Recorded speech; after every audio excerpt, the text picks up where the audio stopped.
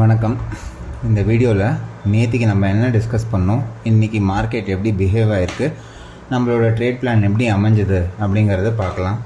So நேற்றுக்கு நான் என்ன சொல்லியிருந்தேனாக்கா, மார்க்கெட் சப்போஸ் கேப் அப்பில் ஓப்பன் ஆகி மேலே போயிட்டு இருந்துச்சுன்னா நோ ட்ரேட், கேப் அப்பில் ஓப்பன் ஆகிட்டு ரிஜெக்ஷன் ஆச்சுனாக்கா நம்மளுக்கு வந்து கீழே மார்க்கெட் இறங்குறத பற்றி யோசிக்கலாம். ஃப்ளாட்டாக ஓப்பன் ஆகிட்டு மேலே போனாங்கன்னாக்கா நம்ம இங்கேருந்து ரிஜெக்ஷன் இல்லைனா இங்கேருந்து ரிஜெக்ஷன் பற்றி யோசிக்கலாம். ஃப்ளாட்டாக ஓப்பன் ஆகிட்டு கீழே வராங்கன்னா நம்மளுக்கு இந்த டிமாண்ட்லேருந்து நம்மளுக்கு மார்க்கெட் ரியாக்ட் ஆச்சுன்னா நம்ம இறங்கலாம், பாசிட்டிவ் கன்ஃபர்மேஷன் கொடுத்துச்சுன்னா நம்ம இறங்கலாம் அப்படின்னு சொல்லிட்டு இப்போ சொல்லியிருந்தேன். இன்றைக்கி மார்க்கெட் ஸ்லைட்லி ட்ரிக்கியாக தான் இருந்துச்சு. ஏன் ட்ரிக்கி அப்படிங்கிறத நான் சொல்கிறேன். 5 minutes டைம் ஃப்ரேமில் எடுத்திருக்கேன். மார்க்கெட் ஓப்பனிங் கேப் டவுன் நம்ம எக்ஸ்பெக்ட் பண்ண மாதிரி கேப் டவுனில் ஓப்பன் ஆகிட்டு கரெக்டாக டிமாண்டை தொட்டாங்க. நான் எப்பயுமே சொல்லியிருக்கேன், ஒரு விஷயம் ரொம்ப தெளிவாக சொல்லியிருக்கேன், எல்லா வீடியோஸும் நீங்கள் எடுத்து பாருங்கள். எனக்கு டிமாண்ட் தொட்டோன்னே நான் இறங்க மாட்டேன், எனக்கு கன்ஃபர்மேஷன் கிடைக்கணும் அப்படின்னு சொல்லியிருக்கேன். கன்ஃபர்மேஷன்னா என்ன அப்படிங்கிறது இந்த வீடியோவில் நான் நடக்கும்போது நான் எக்ஸ்பிளைன் பண்ணுறேன். ஸோ இங்கே இந்த டிமாண்டை தொட்டுட்டு மார்க்கெட் மேலே போக ஆரம்பித்தாங்க. ஸோ 15 minutes டைம் ஃப்ரேமில் போய் பார்த்தோன்னு வைங்களேன், நேற்றுக்கு அந்த ஸ்விங் பாயிண்ட் இங்கே இருந்தது இல்லையா, நேற்றுக்கோட லோவஸ்ட்டு ஸ்விங் பாயிண்ட்டை சப்ளையாக நான் சொல்லியிருக்கேன்ல, எப்பயுமே வந்து நம்ம 1 hourல சப்ளை தான் வரையணும், 15 minutes 10 minutes வரையக்கூடாது அப்படின்னு சொல்லிட்டு.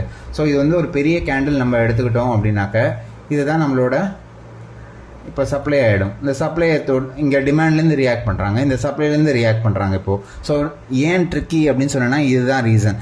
இப்போ நம்மளுக்கு மார்க்கெட் எந்த சைடில் ரியாக்ட் பண்ணி எந்த சைடில் போக போகிறாங்க அப்படிங்கிறது ஒரு கிளாரிட்டி இல்லை. ஸோ அதுக்கு மார்க்கெட்டுக்கு நம்ம டைம் கொடுக்கணும். டைம் கொடுத்தா என்ன ஆகும்னா மார்க்கெட் ஒரு டைரக்ஷன் நம்மளுக்கு கொடுக்க ஆரம்பிக்கும். ஸோ மார்க்கெட் மேலே போனாங்க, திருப்பி அந்த சப்ளையை தொட்டதுனால சப்ளைலேருந்து ரியாக்ட் ஆகி கீழே வர ஆரம்பித்தாங்க. கரெக்டுங்களா? கீழே வந்த மார்க்கெட் என்ன நடந்துச்சுன்னு பாருங்கள். இந்த கடைசி டிமாண்டோட கீழே இந்த கேப் ஒன்று இருந்துச்சு. நான் ரொம்ப நாளாக சொல்லிகிட்டு இருக்கேன், இங்கே ஒரு கேப் இருக்குது, இங்கே ஒரு கேப் இருக்குன்னு சொல்லிக்கிட்டே இருந்தேன். இந்த கேப் பக்கத்தில் வரைக்கும் வந்துட்டு, அதாவது இந்த ஸ்விங் பாயிண்ட் பக்கத்தில் வரைக்கும் வந்துட்டு இங்கே வரும்போது மார்க்கெட் எப்படி ரியாக்ட் ஆகிருக்காங்கங்கிறத மட்டும் பாருங்கள். ஸோ ஸ்ட்ரக்சர் மறுபடியும் நேற்றுக்கு மாதிரியே இன்றைக்கும் எக்ஸ்பிளைன் பண்ணுறேன்.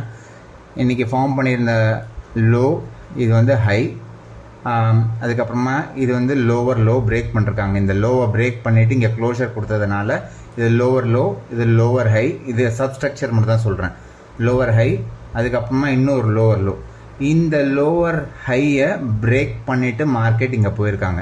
ஸோ இது வந்து ஹையர் ஹை, புரியுதுங்களா? இது லோ, இது ஹை, இது லோவர் லோ, இது லோவர் ஹை, இது இன்னொரு லோவர் லோ. இந்த லோவர் ஹையை மேலே பிரேக் பண்ணி க்ளோஷர் பண்ணதுனால இது வந்து ஹையர் ஹை, அதாவது மார்க்கெட் இங்கே வந்து அப் ட்ரெண்டுக்கு போகிறதுக்கு ரெடி ஆகிறாங்க அப்படின்னு அர்த்தம். ஸோ அப் ட்ரெண்டுக்கு போகும்போது நம்ம என்ன சொல்லியிருக்கோம், எப்பயுமே நம்ம வந்து எங்கேருந்து இறங்குவோம், டிமாண்ட்லேருந்து தான் இறங்கணும். கரெக்டுங்களா? ஸோ மார்க்கெட் நம்ம வீக்லிலையும் சரி, டெய்லிலையும் சரி, 4 hourலையும் சரி புல்லிஷ் அப்படிங்கிறது நம்ம பயர்ஸ் நேற்றுக்கே நம்ம டிசைட் பண்ணியிருக்கோம். மார்க்கெட் வாங்கிறத பற்றி தான் யோசிக்கணும், சப்ளைலேருந்து வந்துச்சுன்னா விற்கிறத பற்றி யோசிக்கலாம். ஸோ டிமாண்ட்லேருந்து நம்மளுக்கு இப்போது பாசிட்டிவ் இந்த பேட்டர்ன் தான் நான் எல்லா வீடியோஸ்லையுமே சொல்லுவேன். மார்க்கெட் டவுன் ட்ரெண்டில் வருதுன்னா எனக்கு இந்த லோவர் ஹையை பிரேக் பண்ணி மேலே கொடுக்கும்போது நெக்ஸ்ட்டு டிமாண்ட்லேருந்து நான் மேலே வாங்கிறதுக்கு பற்றி தான் யோசிப்பேன். அதே பேட்டர்ன் தான் இங்கே ஃபார்ம் ஆகிருக்கு. மேலேருந்து வர மார்க்கெட்டை ஒரு லோவர் லோ கொடுத்துட்டு, லோவர் ஹை கொடுத்துட்டு, இன்னொரு லோவர் லோ கொடுத்துட்டு ஹையர் ஹை பிரிண்ட் பண்ணுறாங்க. ஸோ இங்கே வந்து மார்க்கெட் சப்போஸ் திருப்பி ரிட்டர்ன் ஆச்சுன்னா நான் வந்து இறங்கலாம் அப்படின்றது தான் என்னோடய பிளானாக இருந்துச்சு. ஒரு லாங் பொசிஷன் பிளான் பண்ணியிருந்தேன். இதுதான் என்னோடய என்ட்ரி பாயிண்ட்டாக இருந்துச்சு. ஸ்விங் பாயிண்ட்டோட லோ பாயிண்ட் தான் என்னோடய எஸ்எல்லாக இருந்துச்சு. டார்கெட் நான் இங்கே இறங்குறதுக்கு முன்னாடியே என்னோடய ஃபர்ஸ்ட் தாட் ப்ராசஸ் என்னென்னா, மார்க்கெட்டோட லோவஸ்ட் பாயிண்ட் என்ன, 26,055. அங்கேருந்து எனக்கு 100 points, 100 to 120 points போகணுன்னா எவ்வளோ போகும்? மேக்ஸிமம் 26,150 to 160 இவ்வளோ தான் போகும். இன்னையோட ஹையஸ்ட் பாயிண்ட் என்ன வந்திருக்கு, 170. ஸோ ஆல்மோஸ்ட் 120 points வந்து இன்னையோட ஹை வரைக்கும் டார்கெட் பண்ணாலே போதும் எனக்கு அப்படிங்கிற மாதிரி பார்க்கும்போது ரிஸ்க் டு ரிவார்ட் 2.8, 2.9 கிட்ட வந்துச்சு. மோர் தென் எனஃப். 2.9 வந்தாலே இட்ஸ் லைக் எப்பப்பெல்லாம் க்ளோஸ் டு 3 hour எனக்கு வருதோ அந்த ட்ரேட் வந்து நான் தாராளமாக இறங்குவேன். ஸோ மார்க்கெட் எப்படி ரியாக்ட் ஆச்சுன்னு பார்ப்போம். டேப் பண்ணவங்க உடனே போகல, அதுதான் எனக்கு கொஞ்சம் டிசப்பாயிண்டிங்காக இருந்துச்சு. ஏன்னா எப்பயுமே ஒரு டிமாண்டை டேப் பண்ணோடனே உடனே ஃபாஸ்ட் ரியாக்ஷன் கொடுக்கணும். ஆனால் கொஞ்சத்துக்கு கொஞ்சம் டீப்பர் கட்லாம் பண்ணிவிட்டு ஸ்லோ ரியாக்ஷன் தான் கொடுக்க ஆரம்பித்தாங்க. ஆனால் கொடுத்தவங்க கொஞ்சம் ஒன் சைடடாக மூவ்மெண்ட் கொடுத்து நம்மளோட டார்கெட் தாராளமாக அடித்தாங்க.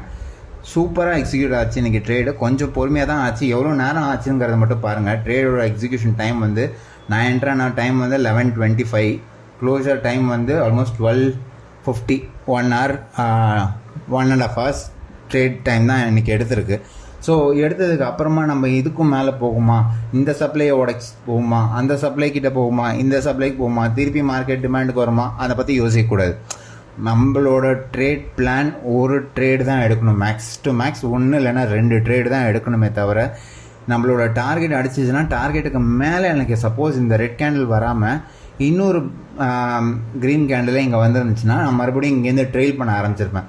எப்போ இங்கே ஒரு ரெட் கேண்டில் டார்கெட் பக்கத்தில், அதாவது இதோட ஹையை பிரேக் பண்ணி க்ளோஷர் கொடுக்காம ஹைக்கு கீழே நம்மளுக்கு க்ளோசிங் கொடுத்தாங்களோ நான் இங்கேயே க்ளோஸ் பண்ணிட்டேன்.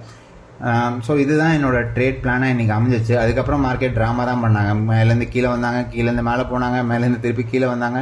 இப்படியே ஒரு மாதிரி வாலட்டைலாக தான் முடிஞ்சிட்ருக்காங்க. இது வந்து என்ன ரீசனிங் அப்படின்னாக்கா, மார்க்கெட் வந்து இப்போ டே சார்ட்டில் போய் பார்த்தீங்கன்னு வைங்களேன், கிளியராக தெரியும். அப் ட்ரெண்டில் போயிட்டுருக்க மார்க்கெட் வந்து டே சார்ட்டில் வந்து நம்மளுக்கு ஒரு இன்டெசிசிவ் கேண்டில் தான் பிரிண்ட் ஆகிருக்கு. இன்டெசிசிவ் கேண்டில்னால் என்ன அர்த்தம்னா, மார்க்கெட்டுக்கு மேலே போகிறதுக்காக ரெடியாக இருக்கா, கீழே வரதுக்கு ரெடியாக இருக்காங்கிறது தெரியல. அதுக்கு மார்க்கெட்டுக்கு ஏதாவது ஒரு டேட்டா வேணும், இல்லை ஏதாவது ஒரு நியூஸ் வேணும். இதுதான் நான் நேத்திலேருந்து சொல்லிகிட்டு இருந்தேன். மார்க்கெட் நியூஸ்க்கு பயங்கரமாக ரியாக்ட் ஆகும். இன்றைக்கி நைட் வந்து யூஎஸில் ஒரு மீட்டிங் வேறு இருக்குது, எஃப்ஓஎம்சி மீட்டிங் வேறு இருக்குது. அதுக்கு யூஎஸ் மார்க்கெட் எப்படி ரியாக்ட் ஆகுதுங்கிறதுக்கு ரிப்பிள் எஃபெக்டாக நம்ம மார்க்கெட்லையும் அது ரியாக்ட் ஆகும். ஸோ மண்டே எப்படி மார்க்கெட் ரியாக்ட் ஆகும் அப்படிங்கிறது வந்து நான் இன்றைக்கி நைட்டு இல்லைனா சண்டே நைட் வந்து உங்களுக்கு இன்னொரு வீடியோவில் போடுறேன்.